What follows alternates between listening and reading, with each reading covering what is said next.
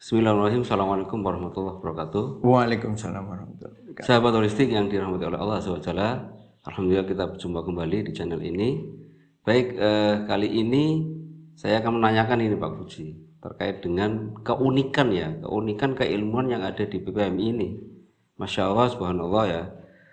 Nah, ini dari pembahasan itu kok ada pembahasan terkait dengan kedokteran juga, anatomi misalnya mengarah pada organ. Ketika menjelaskan fisik, kok di situ ada organ gerak, ada organ dalam, kemudian ruh juga, ada psikisnya, ada spiritualnya dan seterusnya. Nah, itu kok begitu uniknya. Kemudian pembahasan tentang teknik-teknik terapi juga unik. Di situ ada bekam, ada pijat memijat, totok dan seterusnya. Kemudian dalam alat gerak ada pembetulan tulang belakang. Nah, kemudian tidak ketinggalan juga terkait dengan masalah pola makan dan lingkungan. Nah, ini sangat unik sekali. Nah, ini bagaimana sih PPHMI itu bisa mengemas ini semua?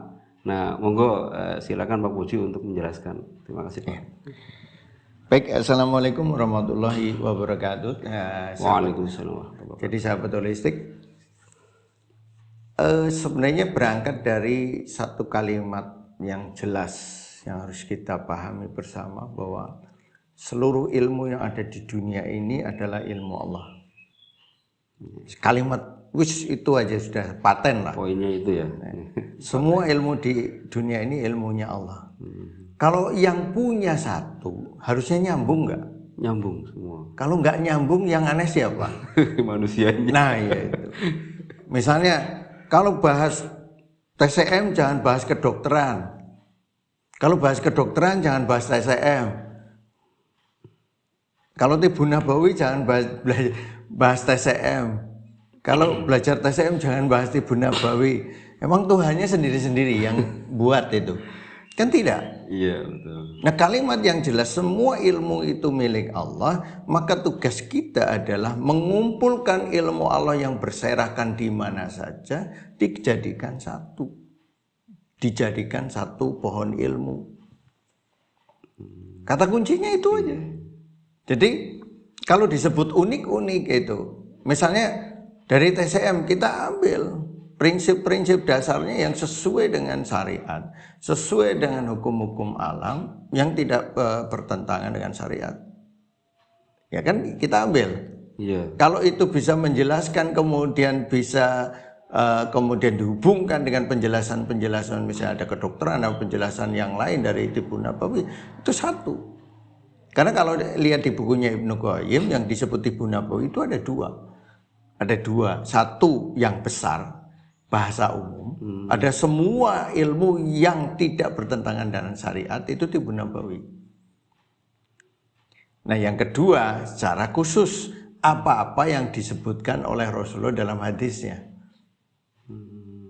Makanya ketika kita menyebut, yang kalau saya katakan, kita secara umum besar, yang tidak bertentangan. Kalau yang ini hak milik Rasulullah, gitu. Muslim. Istilahnya Rasulullah menyebut ini, ya sudah itu tibu nabawi, Rasul yang menyebut. Dan kalau disebut besar, nggak mungkin Rasulullah itu diturunkan bukan sebagai pengobat yang kemudian menjelaskan semuanya, gitu. Karena beliaunya mengajak manusia itu menuju kepada keselamatan, merubah akhlak secara umum. Dan urutannya detailnya tidak sesuai dengan harus sesuai dengan syariat. Selesai. Jadi kalau ada teknik apapun berarti itu ilmu Allah. Kalau sesuai dengan syariat bisa diambil, tidak sesuai dengan syariat tinggalkan, selesai. Gitu aja sebenarnya. Tolak ukurnya itu ya. Ya, tolak ukurnya. Makanya dan kita kemudian membuat kitab 1, 2, 3 itu berseri. Itu sebenarnya akar, batang, cabang, ranting. Bukan kemudian buku nggak usah tebel-tebel. Lah buku ya bisa tebel, bisa tipis. Nah, tebel itu kalau ngumpulin, kalau kita ngumpulin itu banyak atau sedikit? Ngumpulin itu banyak atau sedikit? Iya, banyak. Lah banyak. Kalau sedikit itu bukan ngumpulin nata, ngumpulin itu ini diambil, dilihat kaitannya satu dengan yang lain, dibuatlah satu pola. Jadi buku yang pertama, oh ini sunatullahnya begini, rumus hukum-hukum sunatullah itu kayak gini. Nanti buku itu akan direvisi terus-menerus, disempurnakan terus-menerus, karena semua lautan dijadikan tinta tidak akan selesai itu menggambarkan ilmu Allah itu. Jadi nggak ada kalimat sedikit. Ketika luasnya ya. Luas. Ini aja kita ngumpulin 20 tahun dapat segitu, kita masih mikirin lagi revisi yang gini. Kadang kita mikir, ini kapan selesainya revisi? Sampai mati nggak selesai, karena akan dilanjutkan generasi yang berikutnya. Buku TCM ya, itu usianya berapa? 5.000 tahun. 5.000 tahun. Dulu tipis atau tebal? Ya tentunya awal tipis lah. Tipis. Sesudah 5.000 tahun, jadi tebal kan, berkembang. Nah kita dapatnya yang sudah 5.000. Lah iya kan? Nah holistik itu baru 20 tahun yang kemudian kita kumpulkan, itu aja sudah agak tebel, orang udah blenger gitu. Itu apalagi nanti di generasi kedua, generasi ketiga tambah tebel lagi nggak? Iya jelas. Jadi universitas. Jadi sistem. Nggak mungkin itu akan tercapai itu. Karena kita sunatullah aja ngumpulin, dibuat susunan aja. Jadi bukan mengada-ngada kemudian saya pengen buat supaya saya terkenal, enggak. Kita kumpulin aja, ini ilmu Allah kumpulin, bukan ilmu saya. Rumusnya rumus sunatullah kan. Nah supaya generasi kedua bisa menyempurnakan lagi, kemudian menyempurnakan lagi di generasi berikutnya, sehingga menjadi kekayaan intelektual kaum muslimin. Sebagaimana TCM hari ini sudah nggak jelas lagi siapa penulis pengawalnya. Sebenarnya pengawalnya yang terkenal itu, tapi sebenarnya siapa saja yang nulis nggak ada yang hafal. Karena sudah disempurnakan oleh generasi ke generasi yang mungkin penulis penyempurnanya nggak ketahuan. Nanti sama, kitab holistik sama kayak gitu. Hanya hari ini aja kita mengawalinya, gambar itu harus dari sebuah titik. Titik ketemu titik jadi sebuah gambar. Pertama titik nggak jelas, nggak kelihatan jelas. 2 titik, 5 titik, gambar apa? Nggak jelas. Tapi begitu ribuan titik, sudah jelas arahnya kemana. Mau gambar apa itu sesudah kelihatan pola. Nah, kitab 1, 2, 3 itu pola, jelas mau kemana sebenarnya ke depan.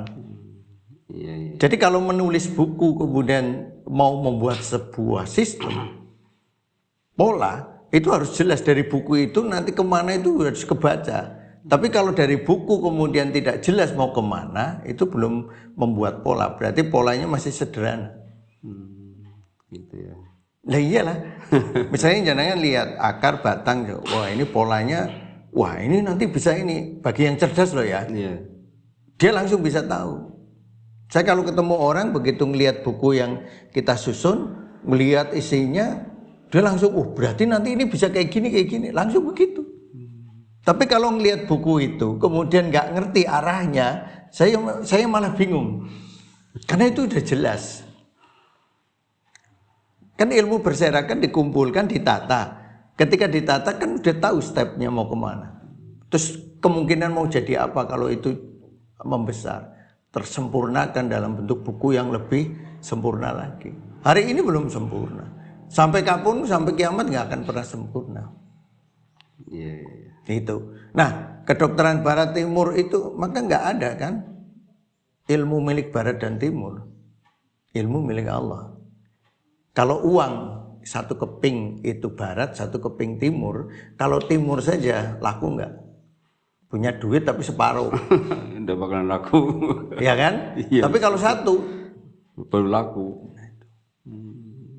Maka yang akan menjawab kesehatan, tentang persoalan kesehatan manusia ke depan, kalau ilmu Allah disatukan, itu akan terjawab semua persoalan yang dihadapi.